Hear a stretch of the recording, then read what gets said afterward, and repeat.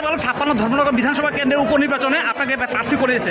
এই ব্যাপারে আপনার মতামত জানতে চাইছি, আপনার অভিমত কি? আমি ভারতীয় জনতা পার্টির সাধারণ কার্যকর্তা।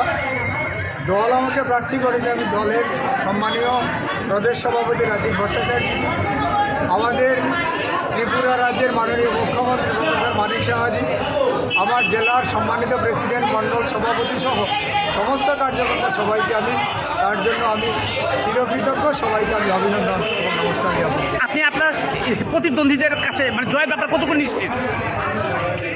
ভারতীয় জনতা পার্টি বিগত দিনে এখান থেকে জয়ী হয়েছে। ভারতীয় জনতা পার্টির প্রার্থী ছিলেন, আপনারা দেখেছেন, মাননীয় অধ্যক্ষ বিশ্ববন্ধু সেন 2বার এখান থেকে জয়ী হয়েছে। এইবারে তো জয়ের ব্যাপারে আমরা নিশ্চিন্ত। বিরোধীদের জামানত বাজেয়াপ্ত করবে ধর্মনগরের সাধারণ জনগণ ভারতীয় জনতা পার্টিকে বিপুল ভোটে জয়যুক্ত করবে। শুধুমাত্র সময়ের অপেক্ষা।